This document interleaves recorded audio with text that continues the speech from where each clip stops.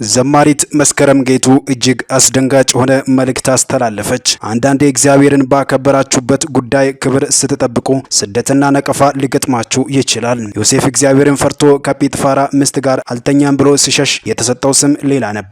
በድልሃል የተባለበት ማስረጃም ትቷት የሄዳት ልብሱ ነበረች። ዛሬ ምንም በማያውቁት ጉዳይ ልብስ ብቻ አይተው አይተናል እያሉ በሐሰት የሚመሰክሩ ይዋረዳሉ፣ ያፍራሉ። ላም ባልዋለበት ኩበት ለቀማ የሚወጡ ብቻ ጌታን የምትወዱ ዝም ብላችሁ እግዚአብሔርን ማክበራችሁን ቀጥሉ። አንድ ቀን ስማችሁን በሐሰት የሚያጥፉት ሰዎች ተቸግረው ወደ እናንተ የሚመጡበትና እነሱን የምትመግቡበት ቀን ይመጣል። የዮሴፍን ልብ በስውር ያየ በአደባባይ እንደከፈለው እግዚአብሔር በምሕረቱ እንደፈረደለት በሐሰት ለምትሰደዱ ሁሉ በምሕረቱ ይፈርዳል፣ አሜተኞችንም ያዋርዳል። ያለ ርኅራኄ በውሸት ስማችሁን በድፍረት ያጠፉና የሚያጠፉትንም ያሳፍራል። ባላደረጋችሁት ነገር ስትከሰሱ መልስ አትስጡ። ዝም ብላችሁ ቅን የሆነውን የእግዚአብሔርን ቅንና የሚረጥ ፍርድ ጠብቁ። እግዚአብሔር ቅን አምላክና ፈራጅ ነው ስትል ነው ዘማሪት መስከረም ጌቱ ይህን ያልተጠበቀ መልእክቷን ያስተላለፈችው። ከሞት በኋላ በሩጫም የሚሆን የለም። በምድር ላይ ማንም የሞላለት የሰው ፍጡር የለም። ሁሉም ስንከዋለል ስንከላወስ ዛሬ እዚህ ነገ እዚያ ደግሞ ይህን አድርጌ ብጨርስ ያኛውን ብፈጽም ይህን ከጨረስኩ ግልግል ደግሞ ያኛውን ያንንማ እንደምንም ካጠናከኩ ትንሽ ጊዜ ባገኝ ደግሞ ከዚህኛው ወደዛኛው የዓለም ነገር ፍትጊያ ትግል ነው። በዚህ ማል ድንገት ሞት የሚባል ነገር ሌሎች በአጠገባችን ያሉትን በየተራ ሁሉ እንደወሰደው ድንገት ሳይታሰብ ይደርስና ብትሩን ያሳርፋል። ዋናው ነገር እዚህ ጋር ነው። የምድሩን በተሰጠን እድሜና ዘመን ተልኳችንን በምን እንዴት ፈጽመናል? የምድሩ በሩጫ ተቆየም። ከሞት በኋላ ግን በሩጫም የሚሆን ነገር የለም። አንድ እውነት ግን አለ። ከስጋ ሞት ይልቅ የዘላለምን ሕይወት በማጣት መሞት ሁለተኛው ሞት እጅግ የከፋ ነው። ከዚህ ሁሉ ለማምለጥ ብቸኛው መፍትሄ በኢየሱስ ክርስቶስ ማመንና መዳን ብቻ ነው። መዳንም በሌላ በማንም የለም። እንድንበት ዘንድ የሚገባን ለሰዎች የተሰጠ ስም ከሰማይ በታች ሌላ የለምና ስትል የገለጸችው በቅርቡ እጅግ አስደናቂ የሆነውን የመዝሙር አልበሟን ያደረሰችልን እህታችን ዘማሪት ዘሪቱ ከበደ ናት። ውርደታችንን የምትናፍቁ ሰዎች ምንም ልረዳችሁ አልችልም። ፍጻሜያችን ክብር ነው። እኛን ማየት አላቆመ ምንድን ነው? መቼም እንደዚህ ተገላልጠሽ ጌታ የልቤን ያውቃል ምናምን አትይንም አይደለም? ባለፈው ከዘማሪው ጋር እንደዛ ቀለበት ፕሮግራም ስታደርጊ ስትሳሳሚ ምናምን ስንቱን መሰናክል ሆናችሁ። ነገ ደግሞ ሃይባይ የለም የሆነ ቤተክርስቲያን ላይ በቅድስና እንደኖረ ሰው በእግዚአብሔርና በሕዝብ ፊት ቃል ትገባላችሁ።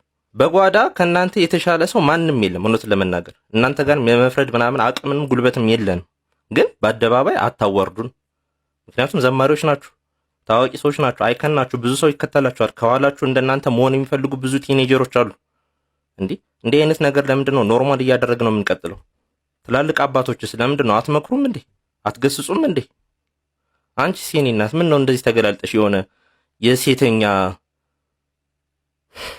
ለክርስትና ሕይወት ትህትና የሚለው ቃል በጣም ቁልፍ መሰረት ያለው ነው። ትህትና ዝቅ ማለት ነው። ትህትና አጠገባችን ያለ ሰው ከኛ እንደሚሻል መቁጠር ነው።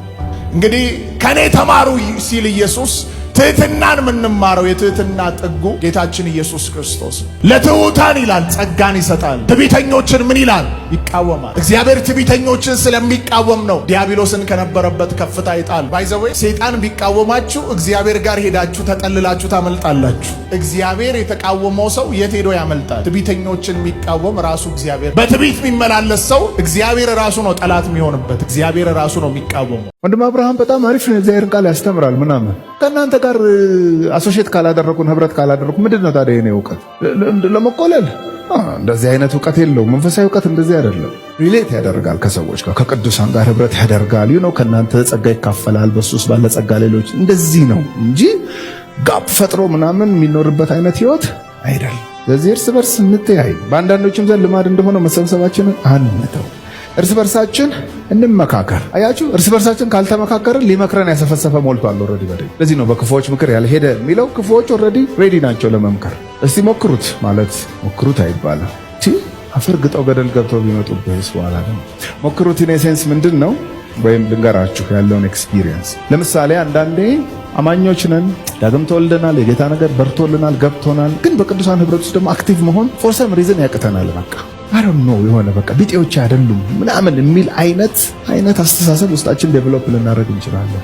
ከዛስ ባያምኑም ያሮኬ እንትና ጋር ባሳልፍ ይሻለኛል ስትሉ በደንብ ተዘጋጅተው ይጠብቋቸዋል ሊመክሯችሁ። ልክ ስትሄዱ ድሮም እኮ ብለናል፣ ድሮም ነግረናል፣ ያለ ቦታ ዝም ብለህ ነው እኮ ሄድከው። ኦኬ አንዳንዴ ሂድ። ህይወታችሁን በደንብ ይቃኙላችሁ። እዚህ ካለ ምክር የጎደለ ሰው እዛ ባለ ምክር መዋጡ የማይቀር ህይወት ከምክር ስር ነው ያለው። ምክር በቃ አለ፣ ምክር እንሰማለን፣ ከዚህም ከዛም እንሰማለን። እዚህ በመሰባሰባችን እርስ በርስ ምን እናደርጋለን? እንመካከራለን። ይሄ ነው የሚጎልብህ፣ ይሄ ነው የሚጎልብህ። ልክ በቤተ ክርስቲያን ውስጥ በቅዱሳን መካከል እግዚአብሔር የሚጠቀምባቸው ሰዎች እንዳሉ ሁሉ በዓለምም ክፉ የሚጠቀምባቸው ሰዎች አሉ። ይሄ መርሳት የለብንም። ክፉ በደንብ ሹክ የሚላቸው በቃ ህይወትን የሚያበላሽ ምክር የሚመክሩ ሰዎች አሉ። ስለዚህ እዛ እንዳትጋለጥ እርስ በርስ እንመካከር እንጂ። ጫማ አውልቀህ 50 ኪሎ ሜትር በእግር ብትሄድ የተርከዝ መሰንጠቅ ያጋጥማል እንጂ አትድን።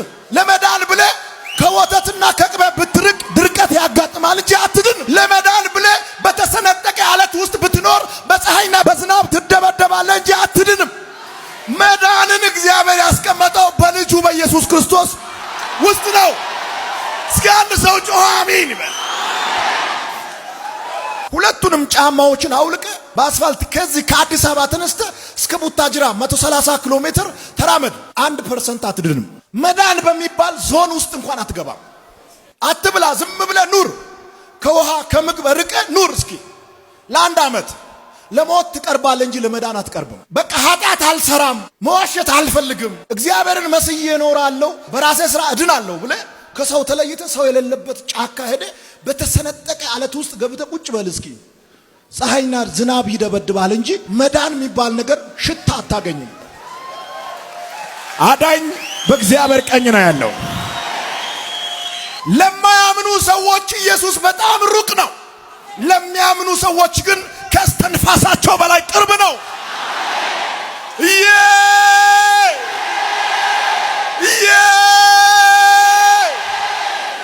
የኔ ኢየሱስ ይበል አንድ ሰው። ለማያምኑ ሰዎች ከሰማይ በላይ ሩቅ ነው። ለሚያምኑ ሰዎች ግን ከእስትንፋሳቸው በላይ ቅርብ ነው። መላእክቱ እንኳን እነሆ በባሪያዎቹ አይታመንም፣ መላእክቱን እንኳን ስንፍና ይከሳቸዋል። ወይም መደበኛው ትርጉም አዲሱ መላእክቱ እንኳን በፊቱ ንጹሃን አይደሉም፣ ፐርፌክት ነን ብለው አያስቡ። እንግዲህ አስብ፣ መላእክት ከተፈጠሩ ጊዜ ጀምሮ እህል ቀምሰው አያውቁም። እኛ የጸደቅን የሚመስለን 3 ቀን ስንጾም ነው። እነሱ ከተፈጠሩ ጀምሮ እህል ቀምሰው አያውቁም። እኛ 2 ቀን ወርሺፕ ካደረግን ጸድቀን የጸደቅን ይመስለናል። መላእክት ግን ከተፈጠሩ ጀምሮ ወርሺፕ እያደረጉ ነው። እነሱ እንኳን በፊቱ ንጹሃን አይደሉም። በፊቱ ምን ይከሳቸዋል? ስንፍና ይከሳቸዋል። ሲነሱ እንደዛ በሚያዩት አምላክ ፊት፣ መለኮት ፊት፣ እንደዛ በሚያመልኩት ንጹህ ፊት ራሳቸውን በፊቱ እንደ ንጹህ ባልቆጠሩበት ቅዱስ ፊት አንተ የሰራሃትን አንዳንድ ነገር የኛ ጽድቅ እኮ ሲቆጠር ቢውል አንድ ፌስታል ይሞላል? አይሞላም። ጽድቃችን ቢቆጠር በትንሽ ቦርሳ አትይዘው። እሷን ይዘህ እነዚህ መላእክት ማህበር ውስጥ ግባ። መላእክት በፊቱ ንጹሃን አይደለንም ብለው ወይንም መላእክት በፊቱ ስንፍና በሚከሳቸው በዚያ ቅዱስ ቅዱስ በሚባልበት ስፍራ በዚህ መለኮት ፊት አንተ በትንሽ ያስቃትን ያችን ጽድቅ ይዘህ ግባና ምን ይሰማሃል? በዛ ላይ ኢሳይያስ እንደዚህ ብሏል፣ ኃጢአታችንን እርሱታል። እናንተ ስለ ኃጢአት ነው እንደምታወሩት፣ ጽድቃችን ሁሉ በፊቱ ምንድነው? የመርገም ጨርቅ ነው። ያ ለምጻሙ ሰውዬ ለብሶ ከሰፈር የሚባረረው የመርገም ጨርቅ። እስራኤላዊው በለምጽ ሲመታ ከሰፈር የሚወጣበት ርኩስ ነኝ ብሎ ይዞት ለብሶት የሚወጣው ተመልሶ ለብሶት የማይመጣው ወይ ጉርጓድ ቆፍሮ ይቀበረው ወይ በሳት ያቃጥለው የተባለው እሱ ጨርቅ ነው። ምናችን? ጽድቃችን። አንተ ካልቀበርከው እግዚአብሔር በሳት የሚያቃጥለው ማለት ነው። ያ የመርገም ጨርቅ ጽድቃችን ሁሉ። ኦኬ፣ ይሄንን የመርገም ጨርቅ የሆነ ጽድቅ ሁሉ በሆነች ቦርሳ ይዘን እነሱ እዛ ባሉበት ስፍራ ይዘ ብትቀርብ ያንን ፌስታል እግዚአብሔር ቀና ሲል ያ በፌስታል ያለው ምንድነው ቢልህ ምንድን ትል? አቤት ስትገባ መላእክቱ እንኳን በፊቱ ንጹሃን አይደሉም። መላእክቱ እንኳን በፊቱ ስንፍና ይከሳቸዋል። አንተ ይዛሃት የገባሃት ለለማኝ የሰጣሃት የሆነ በጎ አድራጎት የ3 ቀን ጾም የሆነች ነገር አለች። እሷን ይዘህ ገብተሃል ልታስቆጥር ስትገባ ድንገት መላእክቱ እንኳን በፊቱ ንጹሃን አይደሉም። መላእክቱ እንኳን በፊቱ ስንፍና ይከሳቸዋል። ይዘህ በመግባት ደስ ትሰኛለህ ወይስ ምን ይሰማሃል? በምን ቀን ነው ይዤ የመጣሁት ይሄን ጉድ አትልም? ቀስ ብለህ ያችን ፌስታል ምን ማድረግ ነው ያለብህ? አቤት ወደ ኋላ አርገህ ከቻልክ በእግር ገፍተ ነው መቆም መቅረብ ያለብህ። ግፍት አድርገህ የማን ነው ቢሉ እንኳን እኔ እንጃ ማን እንዳመጣው ነው ማለት ያለብህ። የማን እንደሆነ አላውቅም። ምንህን ኃጢአትህን ነው ጽድቅህን ደግሞ የጴንጤ ጽድቅ ይታወቃል። ምናቃት ነች። አረ ጽድቅ ከተባለኛ ይኖርነውን እንቁጠርላችሁ እንቁጠረው እንዴ ቁንጫ እስኪበላን መቃብር ቤት እንደው አለመለከፋችን የእናንተ ጾም ነው እንደሚባለው እንደው ለነገሩ በእውነት ጴንጤ ምንም የሚመካበት ነገር የለውም። በእግዚአብሔር ፊት የቆመ ረጅም መጋረጃ አለን። ኢየሱስ በእርሱ ሰውነት በመጋረጃው ወደ አብ ለመግባት ምን አለን? ድፍረት አለን። ከዚህ በኋላ ጾም በእግዚአብሔር ፊት ሐሴት የምናደርግበት ኢንጆይ የምናደርግበት ከእግዚአብሔር ጋር ያለውን ፌሎሺፕ የምንቀምስበት ጸሎታችንም እንደዚያው አምልኳችን እንጂ ፈጣሪ ፊት ለማስቆጠር እንዳትሞክሩ። ተቆጠረለት የሚለው የሮሜ ቃል የተጻፈው በክርስቶስ ባለ እምነት የአብርሃም በረከት ወደ አንተ መጥቶ የተቆጠረልህ ጽድቅ እንጂ አንተ ራስህ በተፍተፍ ያመጣኸው ጽድቅ እንዳይደለ ማወቅ። አመነና ጽድቅ ሆኖ ተቆጠረለት የተባለው ለአብርሃም ብቻ የተጻፈ አይደለምና ስለኛም ነው እንጂ ስለ በደላችን የሞተውን እኛን ስለ ማጽደቅ የተነሳውን ለምናምን ሁሉ እምነታችን ጽድቅ ሆኖ ይቆጠርልን ዘንድ። አሁን ተቆጠረለት የሚለው ቃል ሁሉ በእምነት የክርስቶስ ላንተ ሲቆጠር ነው። እንዲሁ በእምነታችንን ለማጽናት ነው እየተነጋገርን ያለው እንጂ ይሄ አይጠፋቸው። ስለ አንድ በራሪ እንስሳ ሼር ላድርጋችሁ ትንሽ ደቂቃ ይቻላል? ከመሪነት አንጻር ከሊደርሺፕ አንጻር በጣም ብዙ ትምህርት ስላገኘሁበት ነው። ንስር ይባላል። ይሄ በራሪ እንስሳ ንስር ይባላል። ንስር የውበት፣ የጉብዝና፣ የብርታት፣ የክብር፣ የትምክህት፣ የቁርጠኝነት፣ የሞገስ ምሳሌ ነው።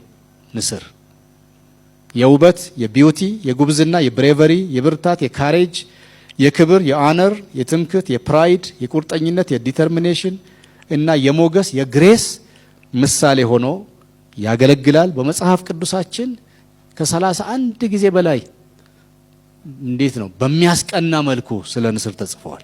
በሚያስቀና ባደረገኝ በሚያሰኝ መልኩ ንስርን የተለየ ፍጥረት ከሚያደርጉት ነገሮች በቶሎ አሁንም 10 ነጥቦች ቶሎ ላንሳላችሁ እና ለእናንተ ለማኔጀሮች፣ ለስራ ኃላፊዎች፣ ለቢሮ ኃላፊዎች፣ ለመሪዎች፣ ለቤተክርስቲያን መሪዎች፣ ለአገልጋዮች፣ ለባለራእዮች በጣም ብዙ ትምህርት ከዚህ እንስሳ ማግኘት እንችላለን።